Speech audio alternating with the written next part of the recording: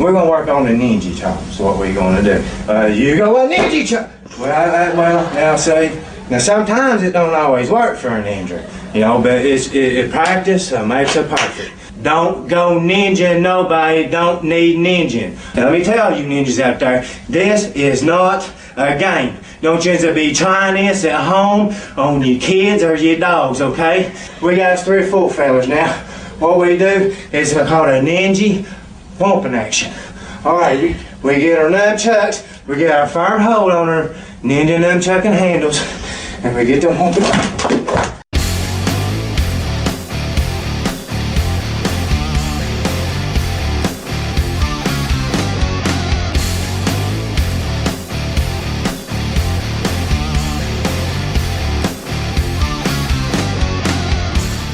Only ninja chop when needed.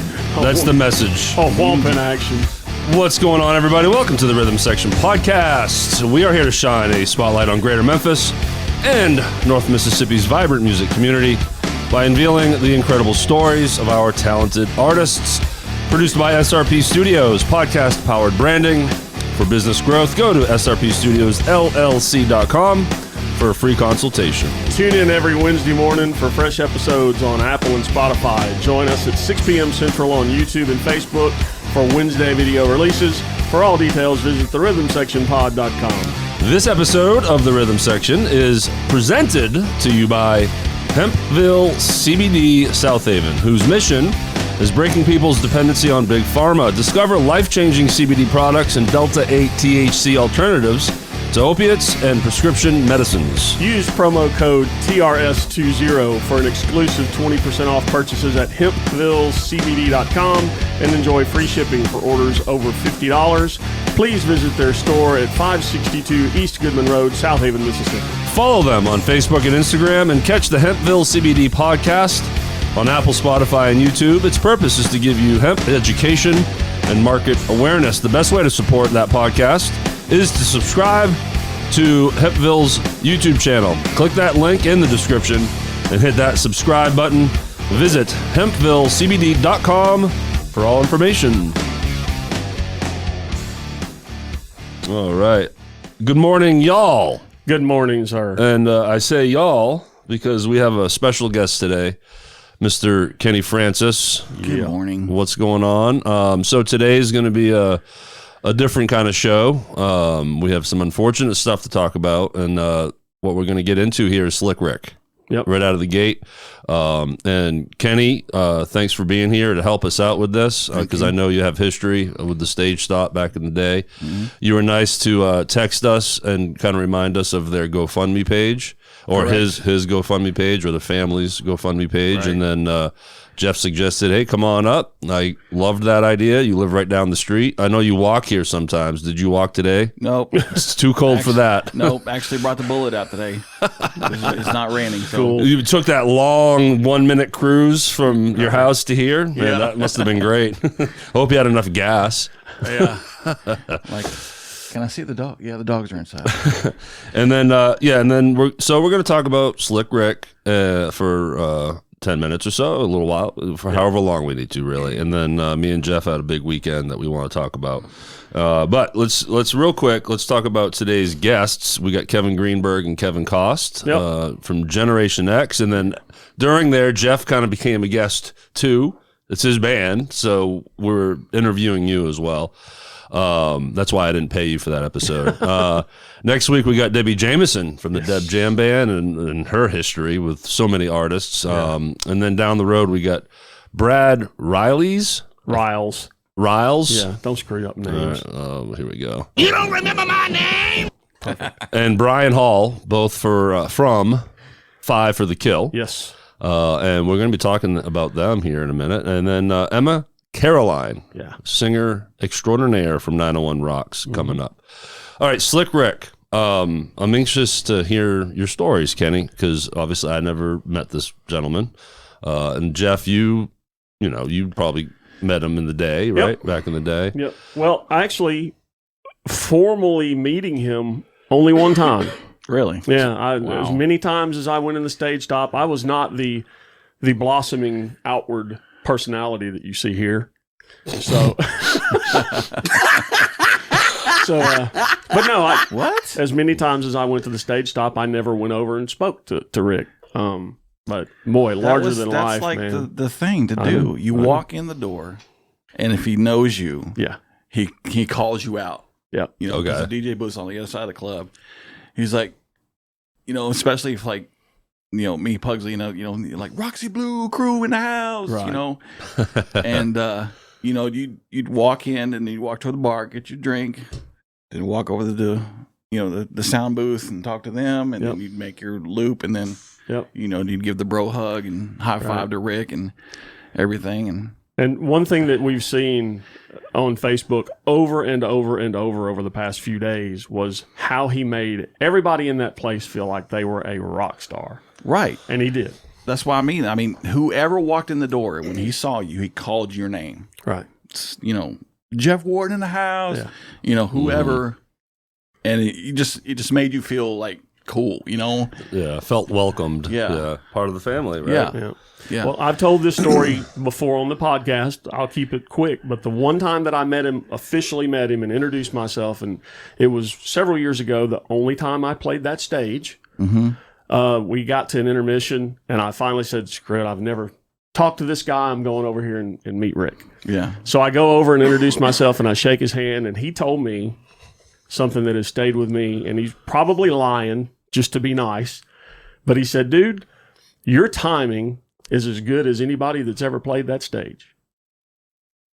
That's a lot of damn people that have played that stage. That's high praise. Yeah. And that was amazing to me. He didn't have to say that. Like Yeah. I said, he may not have meant it. He may have just been being cool. And you never know, you know, when you're just kind to someone and you never know what kind of impact you'll have. And all these years later, you still remember that. And I'll never forget it. Right. And that's special.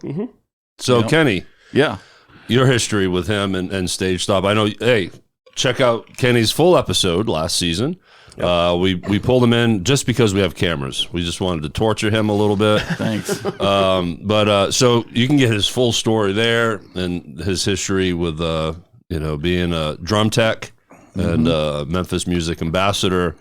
So please go watch or listen to that. But today, again, we're Slick Rick. So what was your first interaction with Mr. Slick? I don't remember, but it was every time you walk in, it's basically the same thing. You know, he was a master on the microphone. Yeah. You know, in between songs, his stuff that he would just ramble off, was you know, such perfect timing and incredible, and you know, he could always hype the crowd up, you know, like, where's my round table at? You know, you know, get the fuck up. I don't want to hear nobody sitting. I want to see nobody sitting down. There's no swearing on this podcast, Ken. Sorry. Beep. But yeah, and the music he would play to get the people up dancing and everything like that. And then when the bands would come on, you know, he'd say, you know, thrust 2 songs away, you know, 5 minutes. Yeah. Counting it down. And then the band would get up, and then he'd come onto the stage and just be the biggest hype man for every band that played. Right. He truly made it an art form. Yes. So he was a musician in a way, and that was his musicality. Yes, that was his instrument, was the DJ booth and the microphone and everything like that. And, you know, he'd, you know, just get the band and the crowd clapping and everything before the band even hit a note, you know. And he was just magical that way. When you were drum teching for Roxy Blue, right? Obviously they played shows at Stage Stop while you were the tech, right? Yeah. So do you have any like working interactions with Rick? Rather than just seeing him on stage, you know, behind the scenes, behind the backstage green room, you know, hanging out with him? Yeah. Because we'd come in there like 2:00 in the afternoon to set up, and he'd be there prepping his night, you know, figuring out what he wants to play for the night and stuff like that, and just hanging. Yeah. That's wild. Yeah. I mean, it's so unfortunate, and I think by now everybody's heard a lot of different stories and things about how it all went down, and it's just tragic. Yeah. Yeah. It's very tragic. We definitely want to send our love to the family. Yep.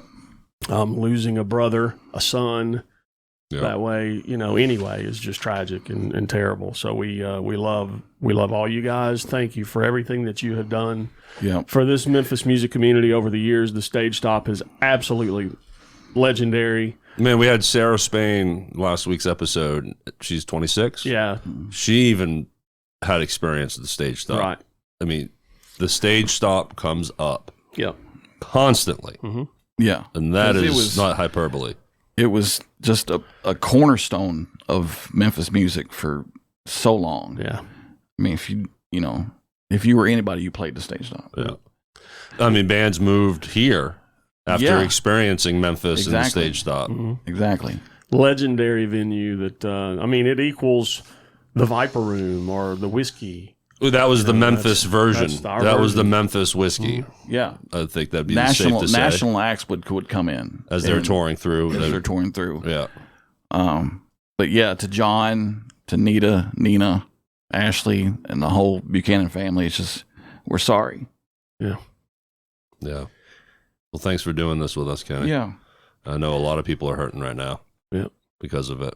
Do you have any funny story, a funny interaction or just moment? My favorite one was always at the end of the night when last song was playing, and he's like, you ain't got to stay here, but you can't stay here, but you don't have to go home, but you can't stay here, Yeah.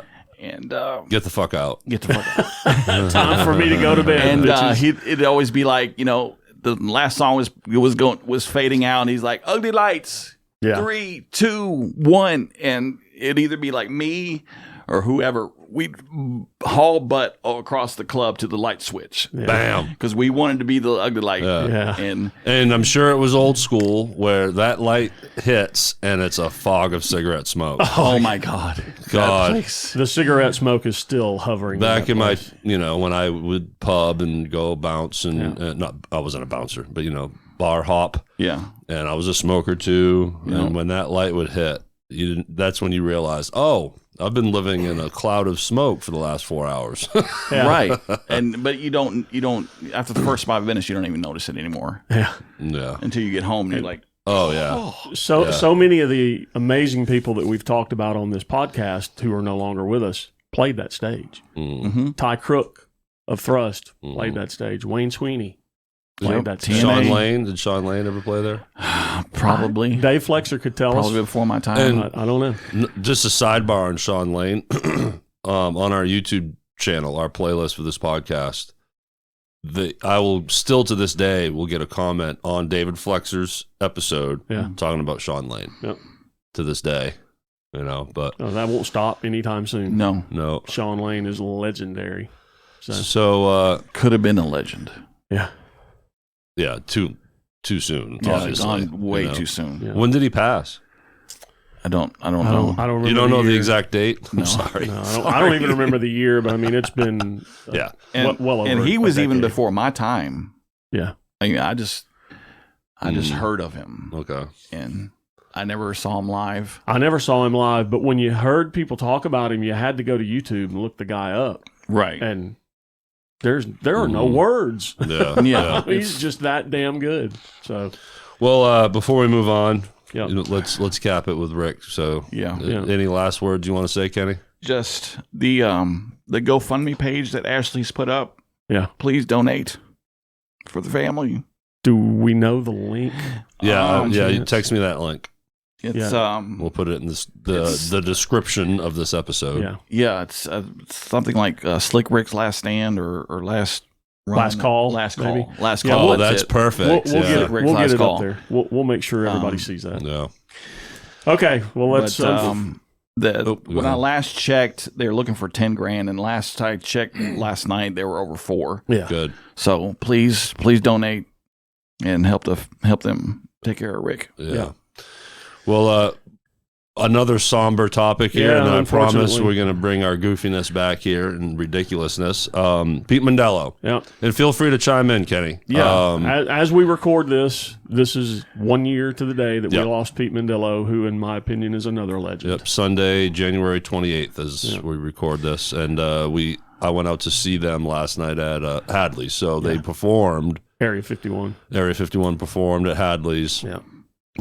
Obvious reasons, and anyone that's been to Hadley's knows that they have those 2 big TV screens on the back wall of the stage, and they had Pete up there on both sides, and they would change him out, and just awesome pictures of him behind his kit and with the band, and it was a special night. A lot of people were wearing the Pete Mendillo shirts that Laura Haynes, Josh Haynes' better half, made back when he passed, and it was packed too. I mean, it was great crowd. Slamming. We had to park across the street.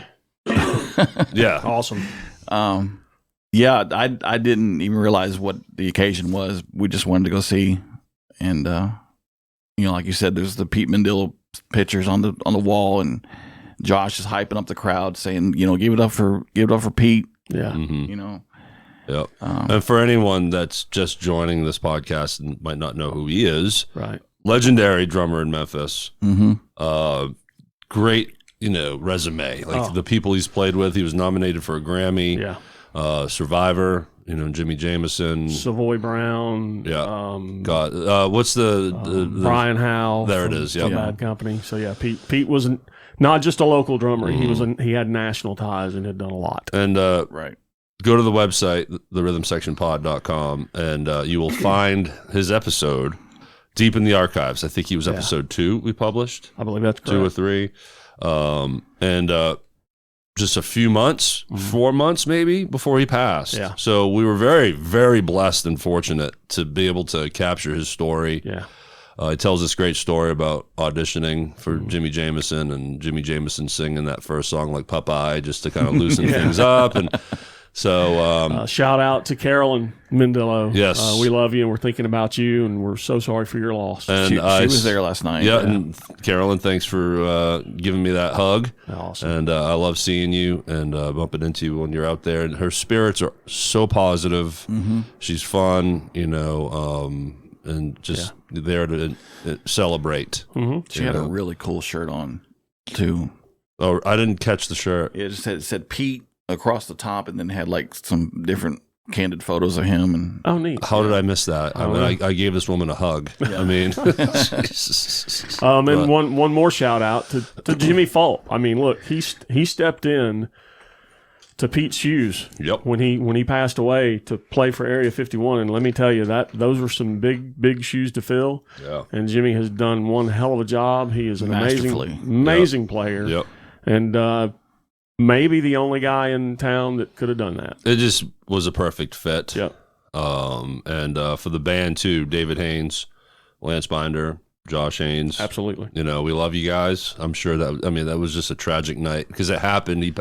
Pete passed on stage. Yeah. At Hadley's, literally on the stage when they were tearing down. So that just was a horror show for them, and I feel for them. I saw a post this morning by Jen Adams, and I gotta say something to her because she made the comment that this day will haunt her forever because she was the one that was there that tried to save Pete.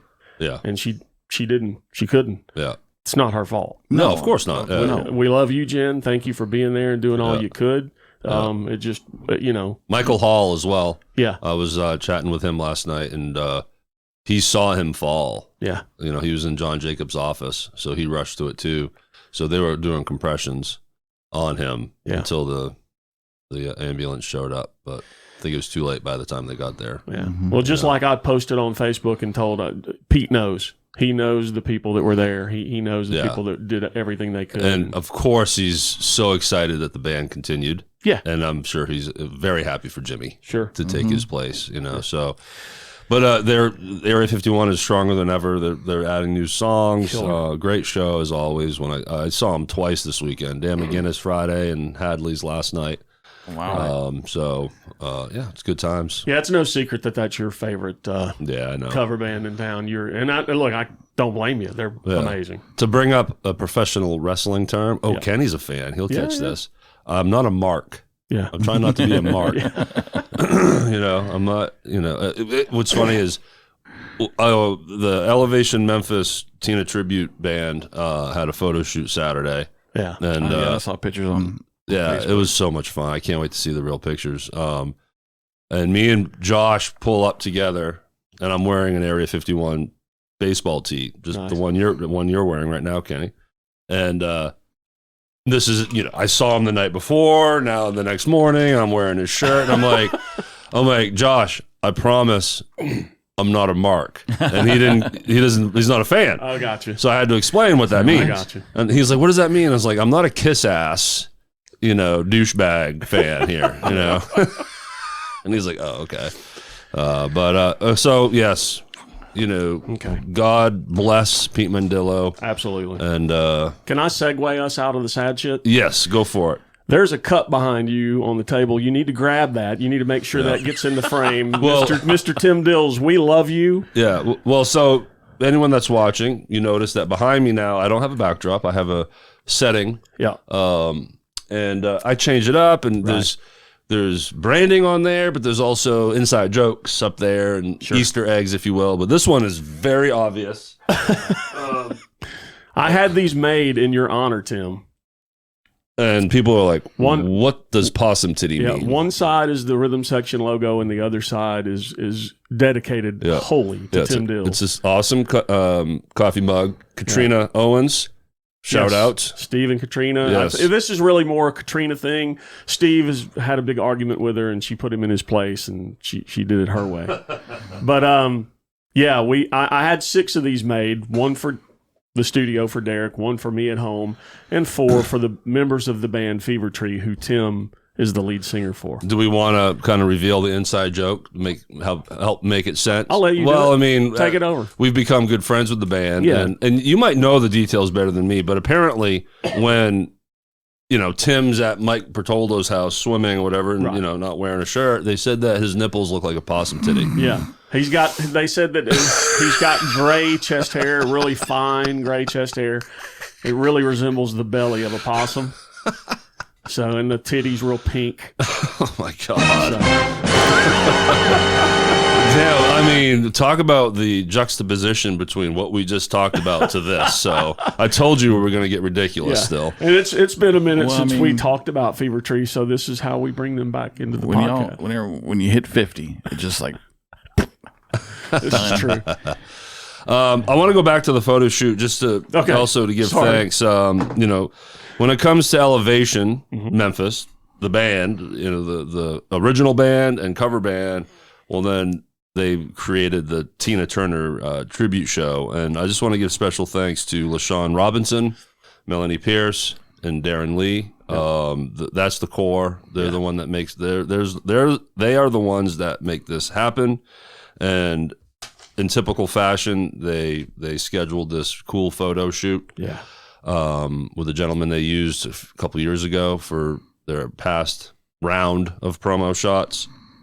And we had, so those 3, me, Josh Haynes is the guitar player for the Tina show. So he was there. And then Karen Dillard Brown and Gina Moore were there because they are the backup singers, but all 4, them 2, Melanie and LaShawn, switch out some leads. Yeah. So there's that. And then we had 2 of the 3 dancers, and I'm such an asshole, I can't remember their names. Sorry. Because they don't, You don't remember my name? Yeah, there really is no excuse, but I only see them at gig time. Or, they just kind of roll in. Because those rehearsals are separate from music rehearsals. Big time. Yeah. You guys are, I mean, you have so much going on. Then they have a vocal rehearsal without the band, and then the band come in, and, but that's a testament to, again, LaShawn, Melanie, and Darren. Yeah. For just keeping this all in line. And then thank you for letting me be a part of it. Awesome. That was great. And there's a show coming up at Neil's. I don't know the date. Hopefully I'm not. 23rd. Okay. Of? March. Okay. March 23rd. At Neil's. Go to the Elevation Memphis Tina Turner experience, I think it's called. And you'll see the event in there. If you didn't catch the first one, you need to catch this one. Yeah, it's going to be a good time. So I'll catch one day. Yeah. You better. You'll be in town, maybe. You better. All right, one more quick thing. You can let that play. But last night, we had a great night. We saw 5 for the Kill at the Crossing. That was awesome. You hung out for a set and a half, roughly. Yep. And then you had to bolt to go see your buddies in Area 51. Trying to make rounds. Friday night, me and Tina went to see Boneyard and EMN. Love it. Wow. That's all I can say. Yep. Their new songs, I mean, are just killer. They are an amazing band. The material that the Boneyard does, like Vandenberg, you know, this is wow. My band Gen X has got a show coming up with Boneyard March the 9th. We'll be at Hadley's, and I'm looking forward to that. Gen X and the Boneyard. So much good stuff going on. Yeah. So now we're going to go to our sponsors. Yeah. We got Shawn Few. Yes. He's in many bands, and we're going to start with formerly known as. He's got they have 3 residencies. Check this out. The first Saturday of every month, they're at Neil's. Second Saturday of every month at Hadley's. And last Saturday of every month at Dan McGinnis. Go to your Google Calendar, set those reoccurring dates, and then you know they're there every month. Yeah. And then his other band, Lost 45s. Well, he's also in 6 Feet Thunder, but Lost 45s, Sunday, February 4th at Lafayette's Music Room. You can follow Shawn on Facebook at Shawn.few.7. He's also in Contraband, and there's just a couple of others that escape our... 6 Feet Thunder is going to be doing a trio, too. Yes. They have a show coming up where it's Shawn, Josh, and Jacob on drums. So that's interesting. All right, next band that we really appreciate sponsoring this program is Seeing Red. Check them out Saturday, February the 10th at Lafayette's Music Room at 9 p.m., Saturday, February the 24th at Rail Garden at 8 p.m., and Saturday, March 9th at Lafayette's Music Room. You can follow Seeing Red at seeingredband.com. And then, Chris, we love you. Oh, absolutely. Chris Craig is amazing. Yes. And Nina, you know. Yeah, absolutely. So let's say hi. Area 51, here we go again. Friday, February 16th at Rock House Live, Collierville, 9 p.m. start. Saturday, February 17th at Dan McGinnis, also 9 p.m. start. Friday, March 1st at Lafayette's. They got the 6 o'clock slot that night, which is something that we really love as a fan. And Saturday, March 2nd, again at Dan McGinnis, 9 p.m. start. Follow Area 51 on Facebook at Area 51 Memphis. Yeah, and if you're in a band that you think might want to sponsor on this program, please get in touch with myself or Derek. We'd love to have you. We will make that happen for you. All right, we have Generation X. Yeah, Jeff. I know those guys. You know those guys. So it was cool, like early on. I think they were actually the first interview that we filmed for this new season. Right. So they helped me break the studio in. Mm-hmm. I don't know what kind of lighting that's the struggle. The lighting of a studio is a struggle when you don't have all the best tools that way and the awesome lights hanging from the walls and everything. Yeah. So you're gonna notice like one intro from one week to the next might be a different little bit of lighting, and then an interview like this that was recorded 6 weeks ago. Well, and you've got to be careful too, because you don't want as much light on someone like Jeff Cobble. And if you shine too much light on him, he always comes up. Yeah. So this is what I think of Cobble. Sexy. Yeah, baby. We have Kevin Cost, Kevin Greenburg. Yeah. Jeff, I'll throw it to you. That's your band.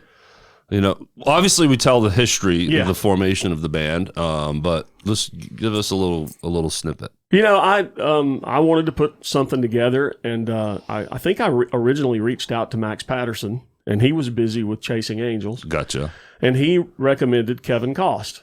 I didn't know Kevin at all, but Kevin had done a separate studios together. Vocalist. He had done something with Donnie Smith and some other musicians during COVID. Okay. Where they recorded and put it out on YouTube. I went and listened. They did an Aussie tune, and Kevin just crushed it. Mm-hmm. I was like, this guy is somebody I need to call. Yeah, so and that was a good call. I did, and of course, I've been friends with Jeff Cobble forever. Mm-hmm. You and I both know Cobble. He's a fantastic guitar player, so he was easy to recruit. He was ready to go. Mm-hmm. He knew of Kevin Greenburg, so he reached out to him. Okay. Brought him in, and I knew of Jason Dixon from another on the bass from another band I had played with years ago for a short time, and it just all fell into place. Man, everybody had the same vision, the same song ideas. It just worked. Yeah, and you guys sound great. I mean, you guys came out swinging. First, I was there for your first show. It was at Neil's, right? The benefit at Neil's. We opened for Fever Tree. That's right. All covers, or it's all covers, and right now it still is, but there's plans to write originals. Hopefully that that works out. Kevin Cost has got some original material that he wrote in the past. Yeah, and solo. we discussed that. Yeah, and he's pitching that to us and getting our ideas, and we'll end up in a studio somewhere recording. And we often ask our guests about their influences. Yeah. And it's like, I like this person. Well, Kevin Greenburg, right out of the gate, made it very clear that it's Rush. Mm-hmm. And to the point where during the summer, poolside, every Sunday, he's playing Rush. And last Every summer, Sunday. he did his best to get us and the band out to his house to hang out around the pool, and it never materialized, but I feel like this summer we're going to make that happen. Yeah. But there will be no shirtless shots of the drummer because I do not have possum titties. And if I do, I don't want to show them to the world. Thank you for that. Yeah. Thank you for being here, as always, y'all. And thank you for, letting us talk about some very unfortunate things, but we feel it's important that we talk about these things. And again, Kenny, thank you so much for coming in. Thank you for having me. Yes, you were a huge help and helped us make this intro a dedication to him. Absolutely. And his amazing wife, Tina, is in the studio. She's not on camera because she refuses. But do you want to say hello? We love her, too. She said no. So I'll tell you what. Come say hello in the mic, but I won't put the camera on you. I'll edit. I'll put Jeff's pretty face on there or something. Come on, come say hi. Hey. There she is, everybody. all right. And I lied about that, by the way. No, You're on camera right now. Well, I can in post. I have all the control. As I edit. Yeah. But all right, HempvilleCBD.com, TRS20 for 20% off at checkout. Check out HempvilleCBD.com, like I just said. Thank you to our band sponsors, Area 51, Seeing Red, and Shawn Few and his gaggle of bands. Yeah. Jeff, talk about Facebook. I mean, that number is climbing. It is climbing. It's over 1,200, and it's getting better and better all the time. Our reach is growing, and we're seeing shares from people that we don't even know, which is amazing. Yeah, we get awesome new fans coming in and making some great comments. Yeah. And sharing and giving a lot of love to the guests. Yeah. And we do have a website. Check us out at therhythmsectionpod.com. And Slick Rick, rest in peace. Yes. Yeah, And, Ricky Buchanan, we love you. We miss you. Yeah. Rest in peace, brother. Yeah, man. All right, y'all. You'll enjoy this episode with Kevin Greenburg and Kevin Koss. Thank you. Thanks, guys. All right, Jeff, man, we have some awesome people with us today. Yep. We got Kevin Greenburg, Kevin Koss, Gen X, everybody. Thank you for having us. So we got The three of us. 3 out of 4, Yeah. Yeah. Well, 3 out of 5. 3 out of 5. Yeah. Is that right? Yeah. Yeah, we're missing another Jeff. Yeah. Oh yeah, you get Cobble and Yeah. Jason. We're the K's, Jason. the K's and the J's. Gee Whiz, off to a great start. our as bass always. player extraordinaire. That's right. You should know who that is. Yes, I should. Yeah. Yes, but we all know how my brain works. Right. So thanks for being here, guys. Thanks for Thank having you us. guys for having us. Yeah, we appreciate it. Jeff was telling me that when he booked this, we try to, create security blankets. So you guys are just backup on the side. If we have a cancellation, this might not make it to the air. Perfect. That's what Jeff told me. Perfect. Yeah, well, So I was like, man, thanks for doing this. I'll take my shirt off then. And now they're looking for a new drummer. Thanks, Derek. So yes, welcome to the studio. And I didn't really do any prep. We have some standard questions we can always lean back on, but we're just here to get to know each other and, Yeah, it and, works. and then talk about Gen X for real. Sure. So yeah, man. So let's start with Mr. Greenburg here, right to my left. Tell us a little bit about where you're from. Well, I'm actually born in California. My dad was a Marine for 31 years, so I moved all the time. But we moved to Memphis in 1982, and that's kind of where I started here. Mhm. Wow. So I heard the 80s were pretty fun here. very fun. It's a whole different ball game. And we definitely want to run through all the different people you've played with. Okay. Because the usual suspects always come back up. But Koss, I'm going to go Greenburg Koss. okay. Koss, where are you from? Born and raised right here, Memphis. Oh, there you go. Yeah. Been here my Damn. whole life. Yep. Cool. What was it like growing up here?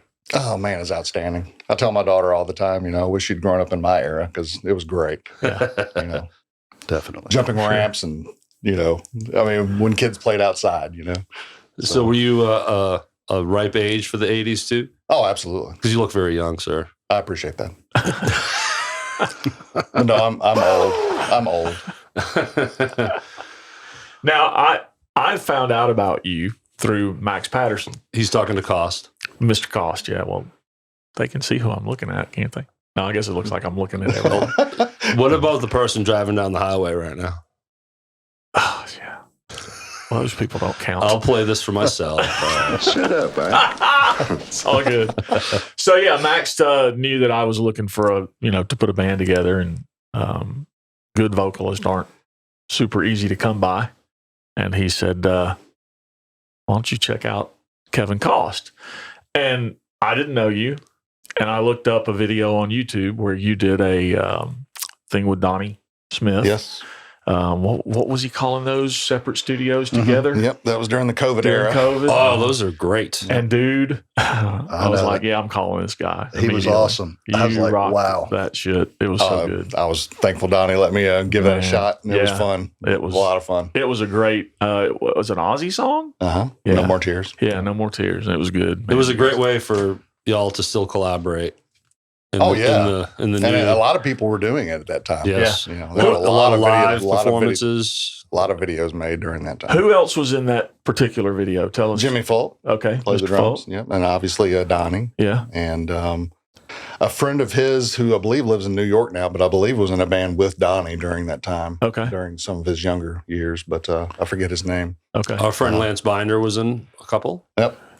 Josh Haynes has done some. Yep. Yeah. Mhm. Josh did some stuff with Pete before. Yeah. So anybody that's listening or watching this, if you haven't checked out on YouTube the separate studios together, go out and watch it. They took all kinds of songs and collaborated from everybody was in their own studio. Yeah. And then they put it all together, and it was fantastic. Josh did one, I think maybe two Rush songs on his channel Spirit of Radio, maybe? with Pete. Yeah. Uh-huh. And Josh did Subdivisions was Yes. one, I believe. and Josh did everything else. He Yeah. did all the instruments. Amazing talents. I I know. It's crazy. It's wild. So let's talk about, we'll go back to Greenburg, Mr. Greenburg. KG. So In our text we can't say Kevin because it might be Kevin Cost or Kevin Greenberg. We can't say Jeff. Yeah. Jeff Ward, Jeff Cobble. It might so it's be. JC, KG, Yeah. KC. no doubt. Jason's the only one that stands out. Yeah, we So- just call him Jay. So we played with Derek Joseph, two Dereks, two Jeffs. Yeah. Yeah, that's true too. Wow. Yeah. Interesting. But me and Derek spell differently, so it was a little bit easier to decipher. But okay. KC. No. KG. KG. So talk about, now you're in the scene, you're in the 80s, and you start playing out. What are some of your bands? Who are you playing with? I played with a version of Foreplay that was actually Danny Kennedy was the bass player, the original bass player. It was he, Junior Grant, my great friend, Mike Dedman, who passed last year, Danny Kennedy, he passed away also, and Ruthie Walden sang, and I played with those guys for a while. We toured all over the United States. Wow. Fun. Opened for some good bands like Head East and stuff, who were Oh, our, yeah. our good, our heroes back then. What was the style? Pretty much, we were just 80s cover stuff. We did Kiss, Van Halen. Mm-hmm. And we should mention you're a guitar player. We I didn't am do a that guitar part. player, yes. A very good one, too, sir. Oh, well, thank you. Yes. Agreed. But, Yeah, So, yeah. and he is in the band because of Jeff Cobble. I didn't know Kevin Greenburg and Cobble. We were kind of going back and forth, and Cobble was like, I know this guy. Let me reach out to him and see what happens. And that was all it took. One showed up for one rehearsal, and we were all like, yeah, that guy's in. and that's do it. crazy because I've seen Jeff play it. I never actually met him. Yeah. And Derek Joseph was looking for a guitar player for some project or whatever. And I think that's how he got my name. Okay. Because I put it in there, said, I Crazy. would be interested. So Oh, and we didn't hire you? Shame. no, I don't think it. I learned all the songs, but I don't think it ever. Oh, and you learned all the songs? Yeah, I learned. The first 10 I think they sent me. So Oh, I didn't know But that. I didn't know it. it never did take off. So Okay. Okay. We weren't aware of this. Yeah. Derek- Kept in the dark. Derek Joseph, if you're listening, you're in trouble. no, that's all right. KC, what's your first moment in the scene? Well, I had a good friend of mine that I kind of grew up with, and obviously, when you're too young to actually have bands, you do seek people out that like music. So, we always messed around in rooms playing acoustics together and things like that. He introduced me to a guy he met named Ed Simpson, and he was from Ohio, kind of a military brat, moved around, and he was a very progressive player, and it caught my attention. And we made some demos at his house on his little 4-track, some things that he had written, and I just wrote some lyrics and did some vocals on it. And, one of those cassette 4-tracks, like yeah, a Tascam? Yeah, so it turned out well enough that he sent it off to some good buddies of his in Ohio, and they all moved here that he had already played with. Interesting. And then it became this thing. We were called Aria back in the day. Was the fact that it was also Memphis-based, inspiration to come move because of the scene? I would say no. Okay. He just had some good friends, and because he's a military brat, obviously he's made friends in multiple places. But they decided, hey, that sounds good enough. Let's go to Memphis and do something. So we ended up in a band, and before you know it, we're hitting the scene. So. Early 80s, mid 80s? No. This was definitely early 90s. Mm-hmm. Oh, okay. Yeah. Oh, so it's the 90s when you start breaking it. Yep. Okay. So 91 was probably our first show, I would say. So did the style of the band match that era more, or were you still doing hard rock stuff? We were very much progressive, maybe a little more Rush oriented. Mm-hmm. Okay. They were with some early Dream Theater type nice stuff going on. We had a keyboard player, so the Dream Theater style was definitely there. Good players. Though I did have some good players, for sure. And it was so much fun because we played with all the great up and coming bands during that time. Roxy Blue. Oh man. There you go. Akasha was playing. The Chosen. I don't know if you remember those guys. I remember that. Yep. You got to talk to Jeff about anything prior to 2011. That's Jeff's place because that's when I moved out here. So it was a hopping time in Memphis. A lot of original music, and we had a lot of original material ourselves. But did you bounce around at all with some gigging just locally, or were you kind of branching out? We did have a couple of gigs in Little Rock. Mm-hmm. That was about as far as we ever got to reach out there. Social media wasn't the thing then. Sure. So, you either pushed yourself well or you didn't. MySpace wasn't even existing yet. Right. Oh, so, wow. MySpace. We didn't do as good a job as we probably should have to get our name out. But first band. Yeah. So influences. Who, again, we'll jump back to KG. Kiss. Wow, that name. Never heard of them. No, it's just, I hear they're I played my tennis racket. I played the whole Kiss Alive album probably every day of my time being 15 and 16. I used to play a tennis racket to Weird Al Yankovic. No lie. I don't know that I would have admitted that on the air. Well. Yeah. I'm pretty comfortable looking and sounding like an ass. Honestly, that's not the strangest things you've said up to this point. So, silly question. What about Kiss caught your attention?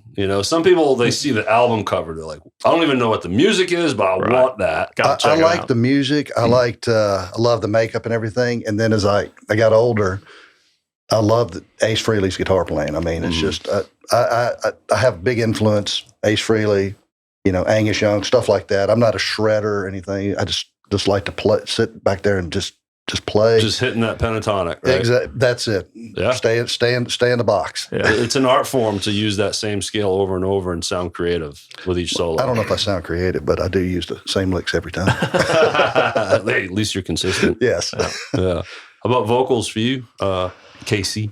Well, I say, Kiss, I think, had an influence on everybody at a younger age back in our day, because I remember trying to be Kiss with friends, paint ourselves up, get on the fireplace. What were you? Were you Paul Stanley? I would be whoever someone else didn't want to be. I didn't care. They were all cool to me, Yeah, so Judas Priest, and, they did I don't know if you recall a Metal Shop show that was on the radio years and years ago, but the very first time I heard Queen of the Reich, from Queensryche. Oh man, it just blew my hair back when I had hair. I was going to say, and it must have been a while. And from then there was just this love affair with Jeff Tate, obviously. Jeff Tate, yes.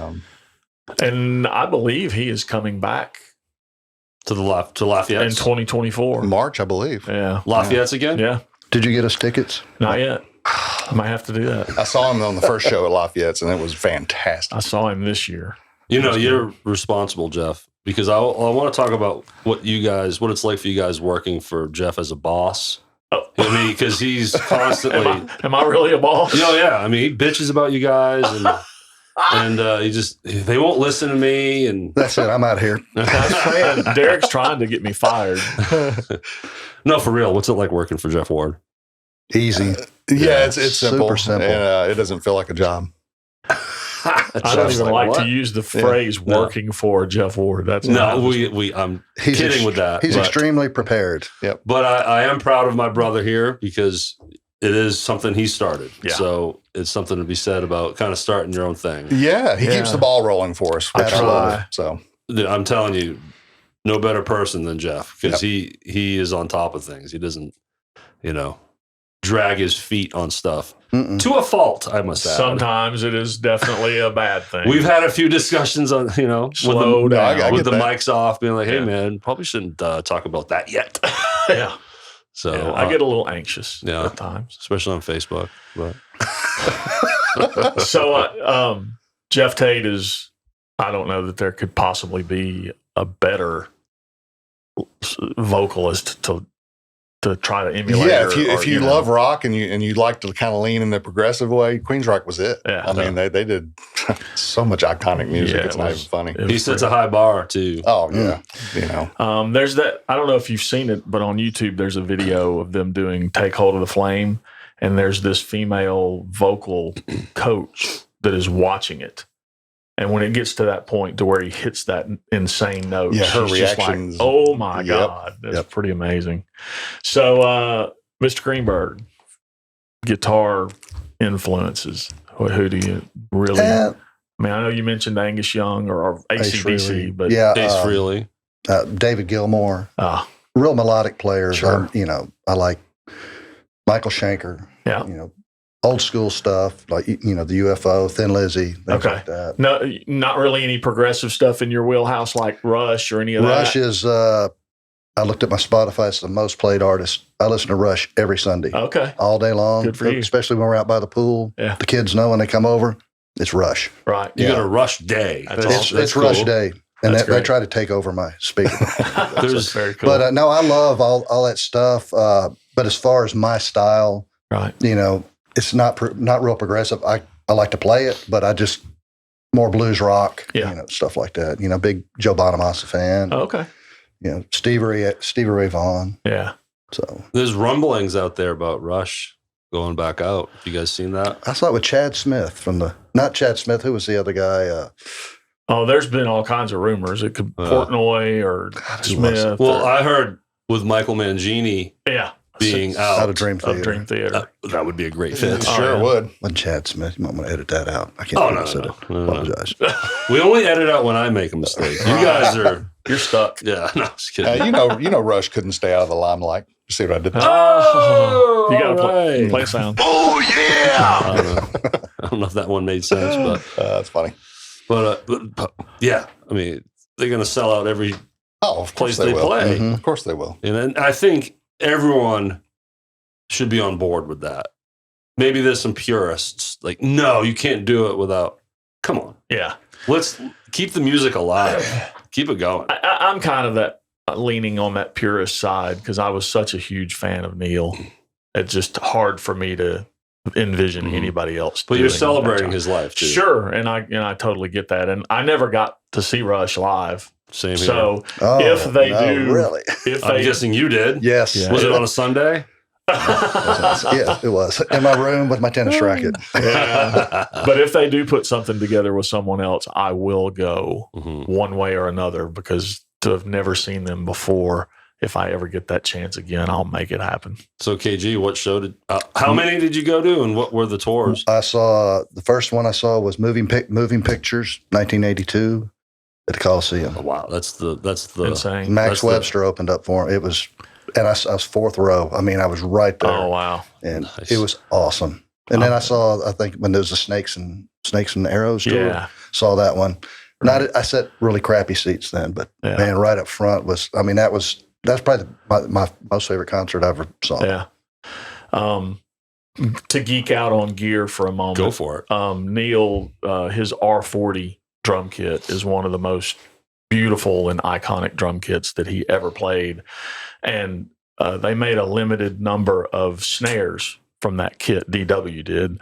And since Neil passed away, people are asking $10,000, $12,000 for these snares. Wow. If you can get a hold of one. So I'll never own one. When they first came out, you could pick one up for $1,400, $1,200, $1,400, which at that time was still outrageous. Yes. But now it's in the several 5 thousands. digits, man. Yeah, Wow. it's insane. That is wild. But it is one of the most sought after snare drums for drummers. That's, he's such an iconic player and we all want one of those, but I don't have 10 grand laying around for a snare. Maybe Jimmy Fulp will pick one up for me. That's right, Jimmy. What's it gonna do? A little wrestling for my buddy Jimmy. So, gear-wise, Mr. Greenburg, what do you prefer to play as far as guitar, amps, all that good stuff? Are you a gear nerd? I have a problem with it. Okay. Yes. So you're somewhere I'm around. sure your wife reminds you of this. Yes. I hope she's not listening. Oh, this is not. No, but I'm a Fender Strat guy. And I played Mesa Boogie forever. And now I've switched over to a Magnetone and PRS guitars. And just, man, it's just hard to put that combination down. So PRS seems to be a huge label for so many guitar players. They have, when I was younger in this scene in Memphis, it was all Kramer and Ibanez. And I don't know when PRS came on the scene, but it seems like that's what everybody wants now. They're just I said I would always play Fender. Yeah. That's all and I played PRS and I was like, You were hooked. I'm hooked now. Done deal. I get it. So KG, tell us, how many guitars do you own? Not very many, about 10. Okay. That's not a lot compared to some of my friends that have lots of guitars. Right. Matt Montgomery says you got to get off your ass and get to work, son. Yeah, I've seen his. I saw him last night at the Barcade show, but Cool. I should have gone up there and said something because I saw his most recent picture, and I'm like, my gosh. I don't know what the particular guitar is that he's got, but it's the red, white, and blue. Looks like it's got a American flag on the front of it, but you can still see the wood. Oh yeah, coming through the I'm not the sure paint. what that is. I don't know if it's a PRS or a Gibson, but whatever it is, the thing is probably, in my opinion, the most beautiful guitar I've seen of his, and that's saying something. He has a God, collection. He's got a lot. Have you seen pictures of Supernova Studios? Yes. Yeah. All the amps. Amps and walls of guitars, and then he has that at home too. That's just insane. So would your obsession be on pedals and amps? Yes, I like pedals and amps pretty much. Okay. Pedals. It always seems like, guitar players are just... I know, chasing the tone. I mean, I've got more pedals than I'll ever need. Yeah. Yeah. A new one comes out, got to have it. Yes. Do all of yours work? Yes. Okay. All of them. Because I know where that's going. You know where I'm going with this. Of course. Our other guitar player, Mr. Cobble, who is not here to defend himself. And never is, because we tease him a lot. We tease him a lot, but we love Jeff. I love him. He's a character. He is a character. Oh man, I can't tell you the number of times I've been at rehearsal with him and something doesn't work on that pedal board and he's down there screwing with it. And I'm like, Jeff, fix that. Yeah. I mean, it's plywood with bread ties. It is.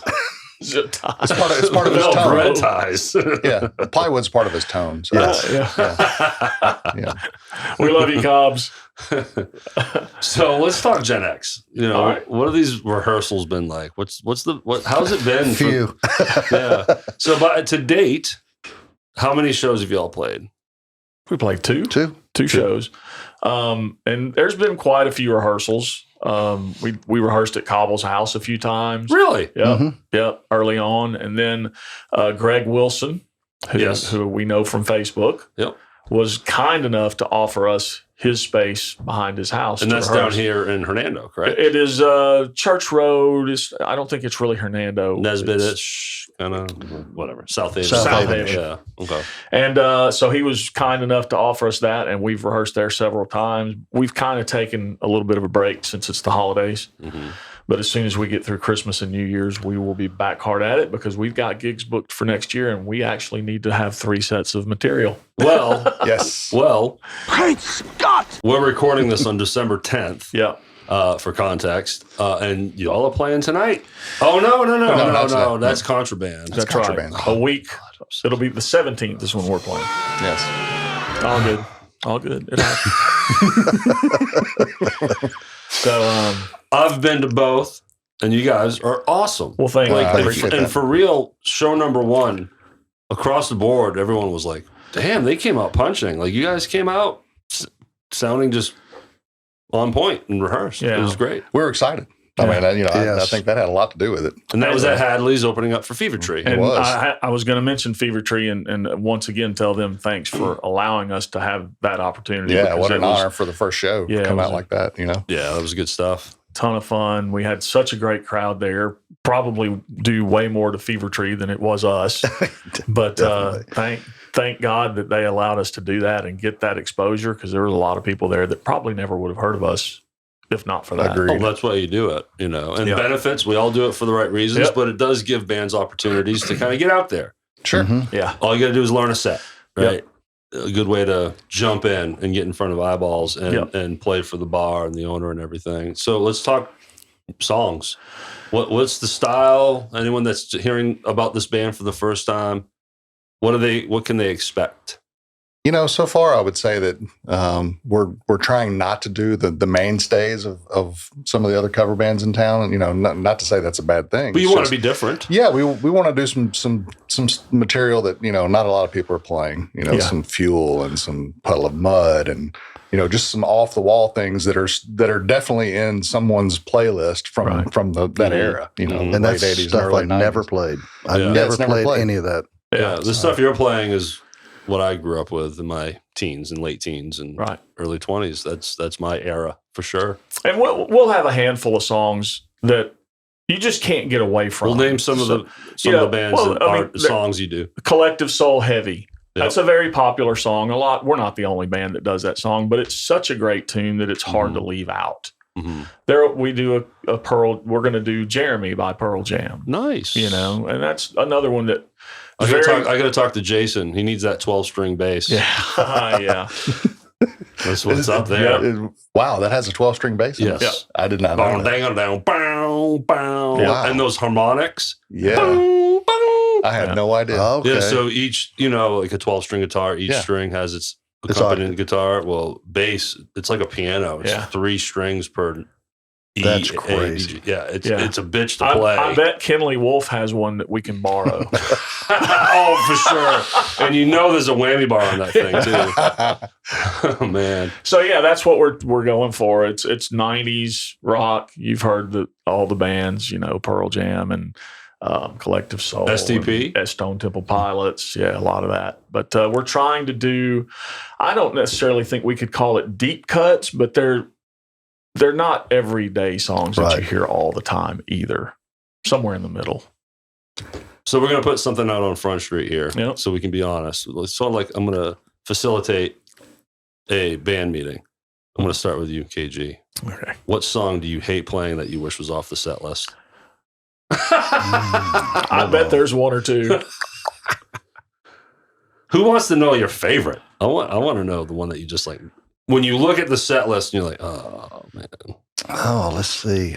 There's none that I would cut because I like them. Because it's all new to you. when these came out, I was playing with a band called The Trust. We were playing like Big Head Todd and the Monsters. Oh, yeah. Just not that stuff. And I didn't get a chance to listen to it. So it's really all new to me. Mm. And I like it all. I think my favorite song that we do is. You don't have to be nice because you're next to your boss. No, I'm just trying to think because I like all of them.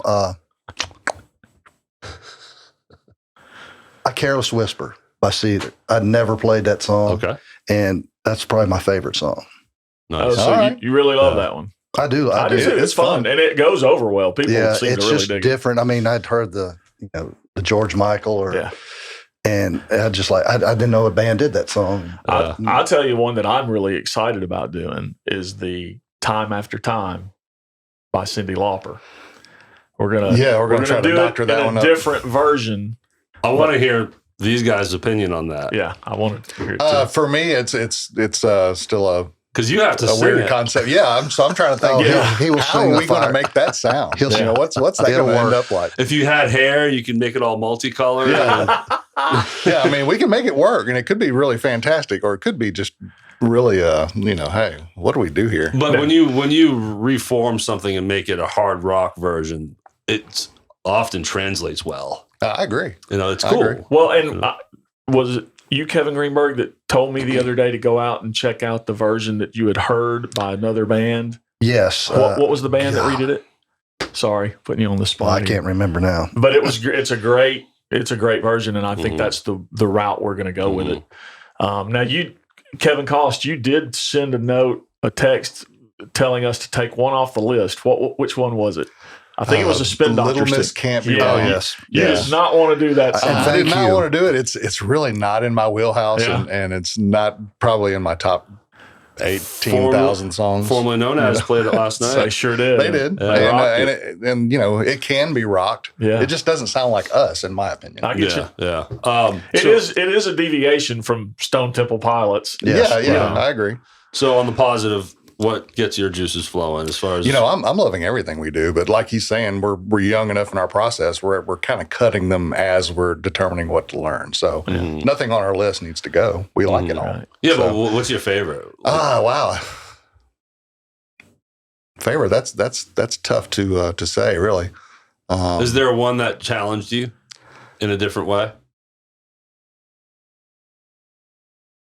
I would say the probably. No, what's the one song from? I can't remember the name of the band now. The Cult. Oh, That She song was a Sells little, Sanctuary. that song was a little bit challenging for me at first. Cool. Yeah. But, And now we've added Firewoman to the list. We have. That's going to be fun. yeah, that will be fun. Kevin Greenberg's going to sing that one. I can sing Wildflower. That's the only two songs. I mean, I sang two songs, so Well, it's good to know. I'll We'll pull a add that Shawn too. Few and say, "You want to sing? Go, let this guy sure. Does Cobble sing anything? No. We don't even cut his mic on. We need to get Jeff Ward a mic, and he needs to learn how to play and I sing would at have the to same agree time. with you. Buh. Yeah. You saw all I'm capable of last night, sir. It was good. It's the reason for saying that. Yeah, I can't play and sing at the same time. Jacob Turner is a freak. So for context, as we record this last night was Jeff's 30th anniversary with his wife. Right. Celebrated at Hadley's, formerly known as, had him come up to surprise Susan Right. with what song again? When I See You Smile. And what was great is I think me and Susan were the only ones in there that really knew he sang. So everyone thought it was super sweet, but also like, damn, Jeff can sing. I'm sorry I missed that. He actually sings. He sings. He can only do like 1.5 songs before his. Oh, his voice is gone. Toast. Yeah. Plus, you were well juiced up. I have a huge respect for singers like my brother here, Kevin Cost, Yes. who can get up there and do 3 sets Yes. and command that for an entire evening. It doesn't come without rehearsing, though. Sure. You've got to keep that vocal strong. Do you do vocal exercises? I do a lot of rehearsal at home, and we do obviously do that a lot anyway because we'll get 5 or 6 songs together at home and then come together and make sure we can play them. But I do a lot of rehersal at home. We don't at make sure full that volume. we can I play have them. to. We make sure that I have Cobble to. can play them. Poor Cobble. But you woodshed. You just hitting it at home. Yeah. See, You that's can't what just professionals do. Right. You can't just sit around between gigs and do nothing. No, The vocals will I not- run the set 3 times a week at least, front to back, everything that we're doing. Yeah. As of now, then I'll start rehearsing the other stuff. Well, I can assure you, you're doing more than anybody else in the band at this point. I have no life. Too busy buying pedals and. But it shows every time we come to rehearsal that he's on top of it. He kills it. I'm back there going, okay, what do I do now? But we all know what he does on Sunday. Yeah. Sit out by the pool, drink beer, and listen to Rush. Look, we're going to Nice. have you back in the summer, and we're going to give the entire audience your address. Absolutely. And we're going to have a pool party. All right. Listen to some Rush. Cannonball! Cannonball. That's a sound I need to get It is. from Yeah. Anchorman. Yeah. Well, that's awesome. Writing. I know you, KG, mentioned your band back in the day was you were a cover. Yeah, I've been in some original. Okay. I was with Pangea for a couple of years. Okay. We did couple records. The Trust, we put out a couple records.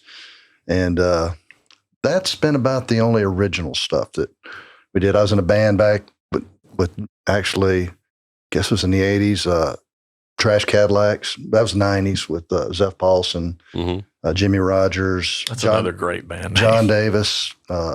And Tadpole was our singer. He unfortunately passed away a long time ago, but we did original stuff. We actually got to record in Sun Studio. They nice. Hell yeah. They just had us come in, and if you've never done it, it's probably the best live room to record in all together. It's so tight, and it's just amazing if you've never played in there. Well, why don't you use some of your connections to get us in there? Okay. And we'll do that. That would be super cool. Or get them in here. Like, I'd love to talk to whoever's in charge over there. Yeah. Talk whoever it would be to talk history of Sun Studios would be fascinating. Yeah. That was a long time ago. And we did some stuff in a band called Doc Rocket, which we did a bunch of original stuff. But we played stage stuff. We actually played for a tab. We opened for darn near every band in Memphis just for a bar tab. So you're a part of that whole stage stop? Absolutely. Cut my teeth there. Nice. So that bar tab, is that part of the reason that they're out of business, closed down? Yeah. You guys drank everything? That's right. That's right. I had a lot of good times in that place, man. Yeah. How about you, Casey? Stage stop, was that a frequent place for you? It was from about 90 to about 97. We lived there. Yeah. I mean, we were there constantly. So it was still pumping through the 90s? Oh yeah, absolutely. Nita had us in probably once a month to play and headlined there. And on occasion, we would just get us an easy gig and open up for Akasha or Chosen or somebody like that. Akasha. Nice. Did any of you guys get the squirt gun? No, luckily I singer knew to keep the F-bomb out of my mouth. Okay, context, please. Yeah, she used to have a water gun, and if you Drop shouted the out F-bomb. the F-bomb, you were getting squirted. Yeah, while Just you were like on stage. spraying a cat? Oh, yeah. Yes. Exactly. Our singer got sprayed many, many times. So she wasn't down with the cussing on stage? No, she didn't care for it too much. Yeah. Mama Nita. I can appreciate that. Yeah. That's cool. And most singers are like, well, shit, what am I going to say? Yeah. Yeah. She was second mother to a lot of folks. You hear absolutely. that. You hear that. And she would also be, I guess stern, but honest. Oh, absolutely. About, hey. She had your best interest at heart. Even if it was a hard thing to say, like, like tough love. Critiquing. Yep. Yeah. But that's why everyone just loves her so much. Oh, absolutely. So much respect for her. And I hope there's a second reunion. Yes. We're pushing hard for that. Yes. And I want Akasha there. Yeah. Lance Binder, our friend Lance Binder, Yes. bass player from Area 51. Yeah. Brought Akasha. He talked about it on his episode, but then he has a new channel that they're for the band. They're pushing out this reunion show they did that was professionally filmed and recorded. Right. Sounds amazing. Mm-hmm. I'm like, these guys need to come to Memphis. For sure. They got to come back. They were great. From the moment we heard those guys, we were like, wow, these guys are really cool. If you like King's X, Yes. I'm telling you. They had some great original material. Yes. And they had a killer crowd. Mm-hmm. Everyone's wearing band shirts. They definitely had a following. Super high energy. And this was out in Texas. Yep. All three of them. Super high super. energy with Lance Binder. Who knew? Right. Jeez, He's a very calm guy on he's a stage. 5-tool player. That's the best way I can put Lance. Yeah. So we used to hang out at their band house quite a bit back in the day. And, we just had a lot of memories with those guys. So, Yeah, Lance is a good guy. So cool. So, KC, I know that you have some original material that you have written, and you recently shared some of that with the rest of the Gen X band. Yeah, so kind of during my hiatus away from really the music scene, Aria and January, my early bands were really about it. Now in 2001, I was lucky enough to be a founding member of the St. Jude Children's Hospital Band. Okay. Oh, that's right. Yeah, so you told me about this. Yeah, so we were employees, and St. Jude was going to do a sort of a Woodstock themed cookout for everyone, all the employees. And then we're going to hire a band to do Woodstock era music. So myself and a gentleman by the name of Keith Daniel, we said, you know what? We know enough musicians here in the workplace. We think we can put a band together. And we did. Did you eat acid? No, we tried to stay away from that on campus there at St. Jude. But, time and place. Right. So that took up a little bit of my time in between kind of doing that. I gigged around with those guys for about 6 years, and we got to play some really cool places. But That's a good run. yeah, but after that, I kind of hooked back up with some of my old bandmates. Ed Simpson, the guy that was in Aria in January with me, he's still here in town, and we would write some things together, and we found some musicians, and we would write some stuff, but we always stayed in the rehearsal room. We never got past that. So finding musicians that really want to get out and play is kind of tough to do, really. Yeah, and without the motivation to get a gig, it kind of fizzles. Yeah. And I'm kind of a gearhead myself, so I started looking into buying, audio workstation stuff for home use. Oh, let's talk about this. Well, yes. What do you, do you demo at home? Do you? I have, and the last thing I actually put out myself was probably 6-7 years ago. But I did go through a period of about 3 or 4 years where I would write my own stuff and record it. As horrible as it probably was played, it was still putting fun together drum tracks. Yeah, I did it all. Just having fun with it. So any rumblings in the band, Gen X, to collaborate? I did post one of my songs, and they were kind enough to say they liked it well enough to try it. So for maybe sure. we'll work it up. Yeah, we'll see. Yeah, I'm gonna be reaching out to Mr. Fulp to see about getting in his studio. Yes, and having him help us produce the thing, because to me that's one of the most important. It's every bit as important as the recording process is the producing. It's having somebody with that mind and that brain that can say, hey, let's try this here and let's do that over here. And because I don't have that talent at all. Agreed. That's why you have Jimmy. Yep. And these producers out there that have that ear and talent for it. So, yeah. And creativity. Yep. Definitely planning on contacting him and getting us in there to do a little work. Sounds fun to me. Yeah. It'll be a hoot. Cobble, I know, is like a pogo stick right now. So excited about that. Oh, yeah. Yeah. Yeah. We'll have to harness that energy. Good luck.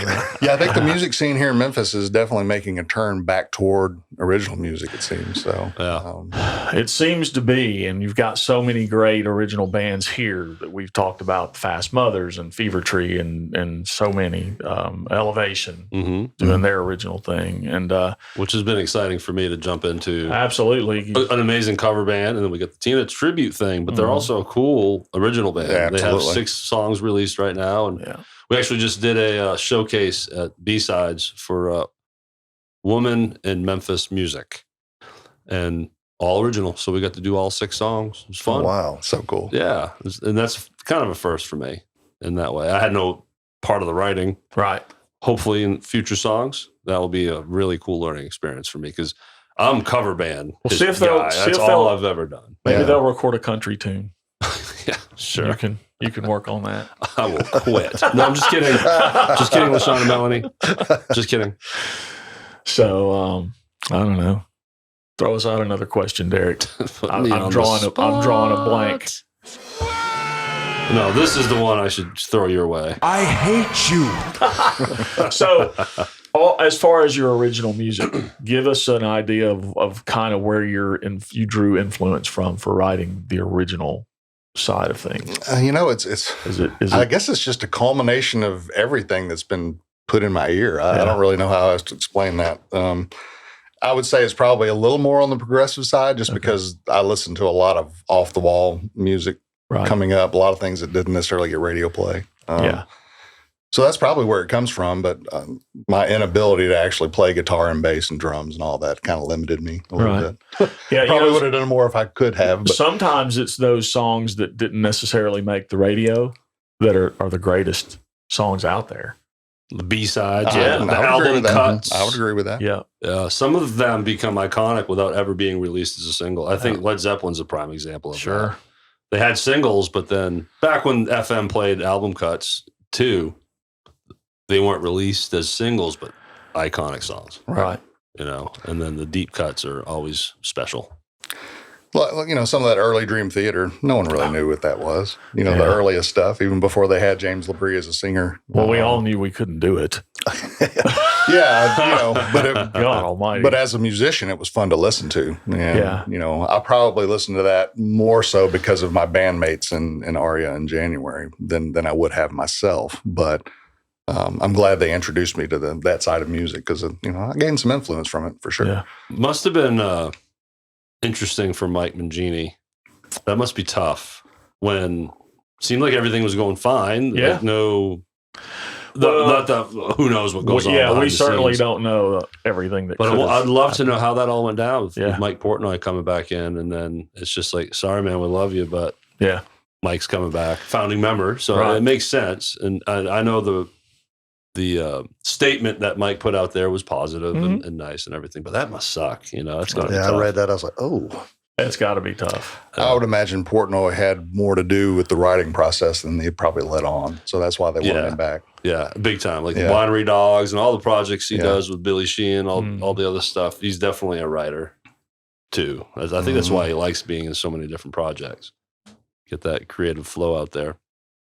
Did you guys like Winery Dogs? Loved them. Yeah. That first album. They did have some cool music. for So sure. are they done? Oh, I don't know. Yeah, I don't know. I don't know if they're done or if Portnoy's going to continue to do that as well. But yeah, I love the I Winery. saw them in Nashville. They Yeah. were great. Oh, is that when they played? What was the name of that place? Wild Horse, the saloon. Yes. Mhm. Yes, I remember hearing about that show Yes. Mr. Michaud has played the Wild Horse Saloon. several times. Yeah. Really? Oh yeah, because I mean it's definitely a mostly a cover band type of place, Mhm. Yeah, you know. And then they have big acts like Styx had played there before, but I saw Striper there. nice. It was really good. Good show. Yeah, but it's changed now. But back when I was playing it, it was the sweetest gig. It was just 60-minute set, all in ears. I didn't have to bring an amp. The guitar players did, but they had to put them in ISO boxes, right? So for me, strap a bass on my back and I'm in, you Yeah. know. Wow, set up. yeah. And we played there enough where we were, you know, they saved our scene, sound check, 10 minutes, done. It was great. Wow. Yeah. But now they've switched it up and it's a different name now. I can't remember. Oh, really? It's a country artist. I didn't know that. Dude, that's what I do remember. Broadway is turning into, you know, Disneyland, Yeah. and all the big artist names are throwing their name and brand on Mhm. all of the bars down there, Yeah. all of them. So you got Jason Aldean's, you got Right. Kid Rock's place. Kid Rock's place, and it's on and on. Big and Rich Right. has one. Yeah, they all have Garth one. Brooks is about to have one. Yep. So, Turning into Branson, Missouri. And, all right, I'm fixing to get you guys out of trouble how's this? because if I don't say this, you're going to forget and you're going to be in big trouble. You got to tell everybody who you're married to because wives put up with this crap and they put up with musicians and they deserve to be recognized. So, Kevin Greenburg, what's your wife's name? How long you been married?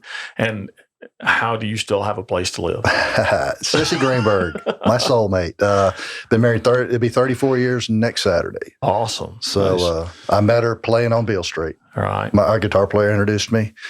And the story she'll tell you, she goes, she met me in March. I moved in May, married her in December. That's our story. Nice. Still at it. I got married within 6 months of meeting my wife. So, yeah, when it's right, it's just right. So, Kevin Cost? My wife, Marnie Cost, thank you for putting up with me and being one of my biggest fans. And she's always been behind me in music. So That's awesome. we kind of met back in the days when I used to play back then too. So Right. she always knew that was as much a part of me as anything. Sure. So Well, she's put up with me. I have to thank both of them for allowing this band to take up so much of your free time because I know that's tough, man. Musicians, they go rehearse and they miss some things at home because they want to be doing what they love. So Now I'm going to punch in because sometimes people feel bad about not talking about other people, and I think your bass player should probably get some love. We talked about Cobble. this is true. Too much. Yes, we. Jason, Yeah, but I bet Jason doesn't want us to talk about him the same way we've been talking about Cobble. we probably, I mean, Cobble warrants that, right? So I'll real quick tell you how I met Jason. Okay. Several years ago, Jason was in a cover band that I cannot remember the name of. Forgive me. Somehow I was they needed a drummer. And it was Gee Whiz. Jason goes by Gee Whiz. I don't think he likes that, but we're going to say it anyway. Gee Whiz. Gee Whiz. Is Hey, his Gee nickname. Whiz. He and Trent Wilkerson, who was a singer, and the guitar player's name was Tim. And Tim has passed away. Tim was also in Thump Daddy. Okay. And he passed away a few years ago. And somehow my name got thrown to them as a drummer. They called me. I've learned a bunch of songs, went and auditioned, got the gig, and I think we might have played 3 shows together. before everything just fell apart. Other things happened. It's just there was no reason for it. It just I think maybe Trent. I think his kids were getting to be of the age where he needed to be dad and spend a lot of time at home and just didn't have time. So that's how I met Jason. He was a great bass player. And when I decided to put this project together, he was the first person I reached out to. And great player. Yeah, great player. So quiet, just the night. He shows up. He does his part. He knows his parts. Absolutely. He's great stage presence. Can sing some harmonies. Yep. He does some of that for us, and he's just a great player, and we're just thrilled to have him on board. And even though Cobble keeps telling me to get rid of him, I'm trying to. No, just kidding, Jason. No, but I thought he was great too. Yeah. I think he's great. Yeah. Yeah, he and Jason make a great rhythm section. Absolutely. I've had to tell them that before. So, well, I appreciate it. I know Jason does too. But I owe, and I've said this before, I owe a lot of my experience to the guy sitting across the table from me. Yeah, but I learned a lot. Well, we'll say I helped mold Jeff a little bit, and by that I mean hairy eyeballs, some talking tos. Oh, there were times when I thought something was going to get thrown at me across the stage. Well, we're married. Try again. Yeah. I thought you were going to throw some things too at one point. Yeah. But no, for real, we've always been honest with each other. Yeah. But Jeff was always open to my critiquing and for sure and whatnot, because I'll be like, hey man, maybe put your kick over here, right? That type of stuff. So. Yeah. Or maybe play the part right, you dumbass. Yeah. Young grasshopper has grown up to be. Is that when he came over the set at you? You know, in the that was the video I posted. That was great. Speaking of, go ahead. I'll come back in. Yeah, no, you had to have seen it. There was a video floating around of the bass player sets his bass down and just dives over the kit. I said that was you and me. I love that famous video out there where the singer and the drummer start fist fighting. Oh yeah, you ever see that one? That is great. Too. Oh my god, they're thrown into the drums and it's so sloppy. And then the bass player keeps playing, just standing there looking like just another gig. It's just typical. God, I got to make my money. All right, and Kevin. Just sidesteps a little bit. I was going to say Young Grasshopper when we played at Neil's, and your son came up there and played with us. Oh, man, that was great. That was fun. Let's talk about that. That was a treat.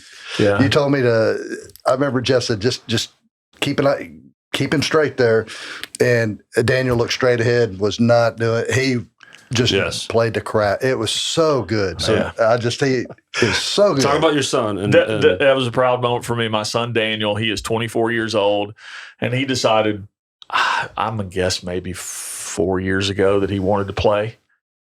Maybe give or take a year or two.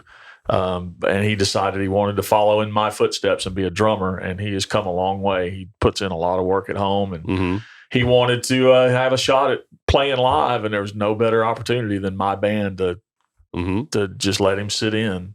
And I mean this in the nicest way. I was nervous for him. I was too. I didn't know what to expect. Sure. And just totally surprised and was like smiling. Yeah. The whole time I was like, man, this kid is kicking it. It was. It was great to see. I wasn't nervous for him because I didn't think he could do it. You're just nervous for those moments when you're very young as a musician. But that's a lot of pressure. There's pressure, and you never know what might go wrong. Yeah. Anything can go wrong. Yeah. And it's the seasoned players who have been there and dealt with that can just play through it. There's a video of Todd Suckerman from Styx. His snare, he blows a head out of his snare, and his drum tech comes up, and they swap snares. The song never stops. A young musician would lose their mind if something like that happened. Have you guys seen that video? Do you know Todd Suckerman? Mm-hmm. Oh, yeah, Styx. It's a classic video. All of a sudden, you hear the snare go, and he just, motions to his guy. He stands up, and then he takes one of his toms as the snare, and he's just jamming along. Oh, yeah. So the snare gets changed. He sits down, but then he has to get his pack tweaked. And when he stood up, I read a post he made. When he stood up, his ears came unplugged. Oh, so they had that. So the whole time that they're doing that change, he's got nothing in his ear. He can't hear what's going on. And when you're using isolated, good molds, there is no ambient sound. You're cut off. All while not missing a beat. Never missed a beat. His drum tech gets it all swapped out. He sits down, gets plugged back in, and they're right back after it. You know, that's awesome. So it is awesome, but that was my nervousness for Daniel. I didn't want him to have one of those moments of oh my God, and he didn't. Everything was flawless, man. and he killed it. And with all seriousness and coming from a genuine place, he has your foot, Jeff. That's some DNA he got from you, because I'll throw some real love. I pick on Jeff a lot, but from playing with him, the reason why I think I felt comfortable beating you up, is because I know how good you are. Yeah, and it's that meter and that foot.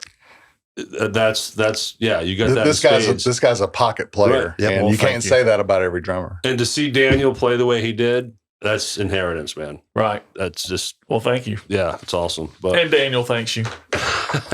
But it's and he's trying to put something together. He wants to play more, and he'll get there. It just takes time to find other musicians who want to put in the same amount of work that you do. Yeah, just find some other kids his age, kids, 20-year-olds, to just make some noise. Yeah.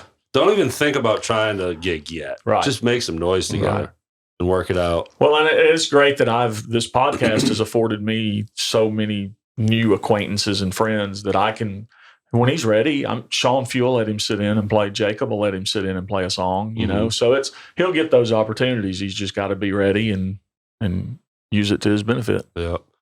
Gentlemen, I could do this for another hour, but we got to go. The fun has to end at some point, but we really appreciate y'all showing up, being here for us. I've really enjoyed talking to you guys. Yeah. And looking forward to the future of Gen X with you guys. It's going to be a big 2024 for us. We're going to have a blast. Yes. Oh, yeah. Yeah, more shows to come, and hopefully some full nights, where you guys are playing a full 3 hours. It's coming. It's a whole lot going on there.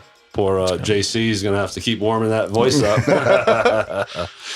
Well, before we say our final goodbye, Jeff, let's, as we do, talk to our audience and thank them. Yes. For hanging out and sharing and commenting and liking the posts like you do and spreading the word. We appreciate it.